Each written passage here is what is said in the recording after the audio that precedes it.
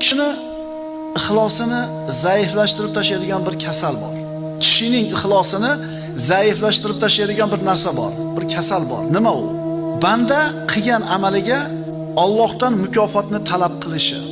Qilgan savob amalingizga Alloh taolodan mukofotni talab qilishingiz. Parvardigor, men namozni o'qidim, endi so'raganimni ber. Parvardigor, men pul sarflab hajga, umraga bordim, endi so'raganimni ber. Mukofot qani? Nimaga bermayapsan? Bir savobli ish qilib turib orqasidan so'raymiz, ha?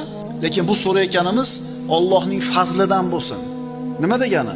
Alloh taoloni rozi qiladigan ishni qildik, orqasidan duo qilyotib, namoz o'qiganim uchun ber emas, roza tutganim uchun ber emas.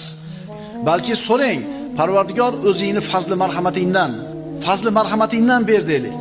Agar qilgan amalimizga mukofot talab qilsak, bu ixlosimizni pasaytirib, susaytirib yuboradigan amal ekan.